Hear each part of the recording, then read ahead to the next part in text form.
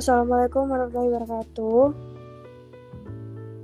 Kami akan menjelaskan hasil dari tugas besar analisis pelanggaran etika di media sosial. Kami memilih studi kasus hate speech pada Fuji dan penipuan giveaway Baim Wong.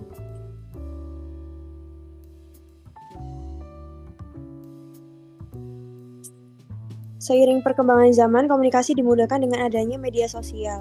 Untuk menjalin komunikasi yang baik dan tujuan dari komunikasi tersendiri itu tercapai, maka dibutuhkan suatu norma ataupun peraturan baik secara tertulis maupun tidak tertulis. Hal itu dapat dikatakan sebagai etika berkomunikasi. Untuk landasan teori yang kami gunakan pada penelitian ini, yaitu ada landasan teori etika sendiri, di mana etika ini berarti watak, kesusilaan, ataupun kebiasaan. Etika ini digunakan menjadi alat untuk menilai benar atau salahnya suatu tindakan dalam suatu individu maupun kelompok. Kemudian ada komunikasi sendiri, merupakan interaksi verbal maupun non-verbal. Kemudian kita juga mengambil landasan teori giveaway dan penipuan online.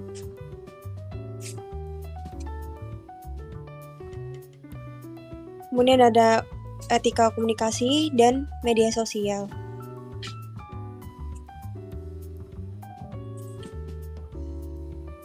Selanjutnya yaitu metode penelitian yang digunakan dalam penelitian ini. Yang pertama adalah identifikasi masalah terkait topik, yaitu etika di media sosial. Kemudian kami melakukan studi literatur dengan jurnal terkait yang relevan dan juga website. Kemudian pemilihan studi kasus, yaitu public figure yang dipilih adalah Fuji Utami Putri dan juga Baim Wong. Selanjutnya, dilakukan pengambilan data dari aplikasi media sosial yaitu TikTok dan juga Twitter. Selanjutnya, pengambilan data melalui kuesioner. Kuesioner ini dibagikan kepada remaja yang aktif dalam bermedia sosial. Kemudian, setelah data terkumpul, dilakukan analisis studi kasus sesuai dengan etika di media sosial. Kemudian ada hasil dari analisis, di mana hasil dari analisis ini mencakup grafik-grafik, hasil dari kuesioner, dan dampak serta hukuman yang ada akibat dari etika di media sosial. Selanjutnya pada tahapan terakhir yaitu ditemukan kesimpulan dari hasil penelitian ini. Baik, selanjutnya di sini ada contoh kasus pelanggaran etika di media sosial. Yang pertama ada Fuji dan juga giveaway Baim Wong.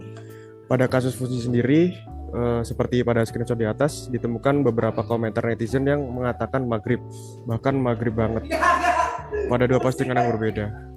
Hal ini termasuk dalam pelanggaran etika di media sosial, kategori hate speech karena komentar yang dilontarkan tidak etis dan menghina seseorang.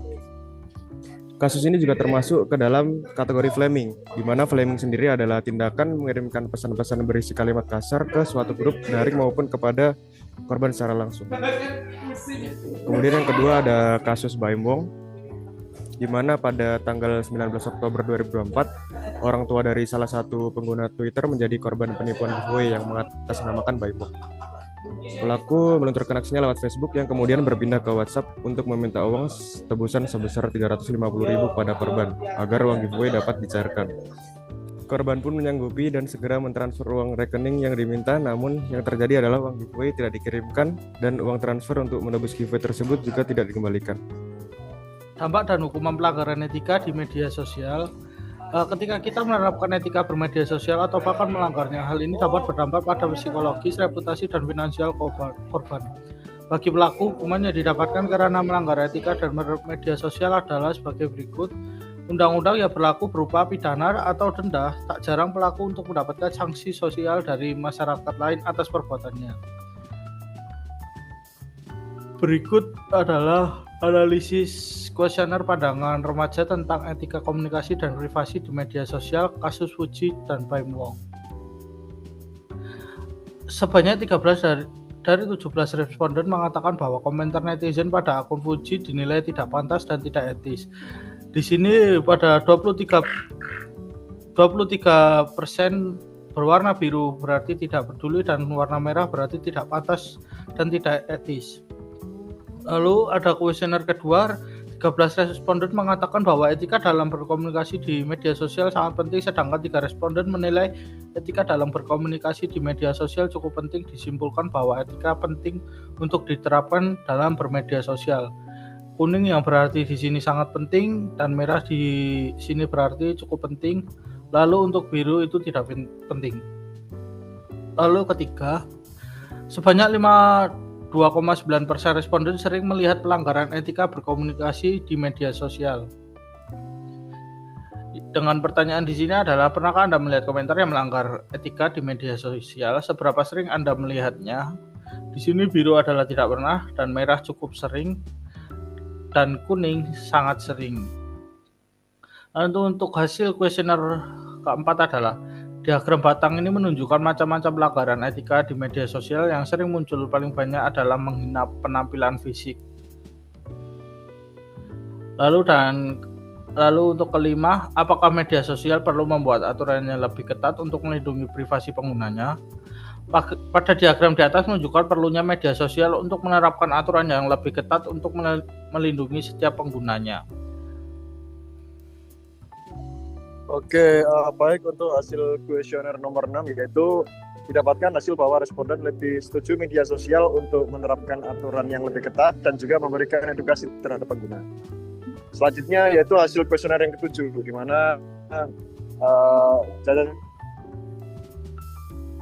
diagram batang di atas itu menunjukkan bahwa hal yang perlu dilakukan untuk meningkatkan kesadaran tentang pentingnya etika dan privasi di media sosial, yaitu sosialisasi edukasi tentang etika di media sosial, penegakan aturan lebih ketat oleh platform media sosial, penyuluhan kepada masyarakat tentang pelanggaran, dampak maupun hukuman etika di media sosial, serta pemberian sanksi berupa pidana atau denda sesuai undang-undang yang berlaku.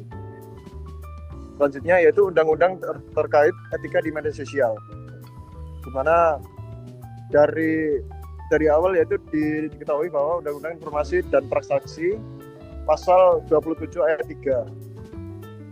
Selanjutnya yaitu Undang-Undang Informasi dan Transaksi Elektronik UU ITE pasal 28 ayat 2. Selanjutnya UU ITE pasal 29 serta Kitab Undang-Undang Hukum Pidana KUHP pasal 310. Lanjut untuk KUHP pasal 311 dan UU PDP atau Undang-Undang Perlindungan Data Pribadi nomor 27 tahun 2022 pasal 65. Selanjutnya yaitu peraturan platform media sosial Facebook, Instagram, Twitter, dan TikTok memiliki kebijakan komunitas untuk mencegah hate speech, penyebaran konten ilegal atau pornografi. Pelaku yang melanggar dapat diberi sanksi berupa penghapusan konten, penangguhan, atau penghapusan akun. Dan yang paling terakhir yaitu Undang-Undang Penyiaran UU nomor 32 tahun 2002 yang mengatur penyebaran informasi melalui media, termasuk media sosial, agar tidak menyesatkan atau merugikan pihak lain. Buatkan kesimpulan bahwa pengguna media sosial harus dilakukan dengan mematuhi prinsip etika yang menjaga kesopanan, penghormatan terhadap privasi seseorang, verifikasi informasi, serta penghindaran konten negatif seperti sara. Pentingnya etika di media sosial serta online dan perlindungan dari bahaya seperti cyberbullying. Sekian presentasi dari kelompok kami, kurang lebihnya mohon maaf. Terima kasih atas perhatiannya. Wassalamualaikum warahmatullahi wabarakatuh.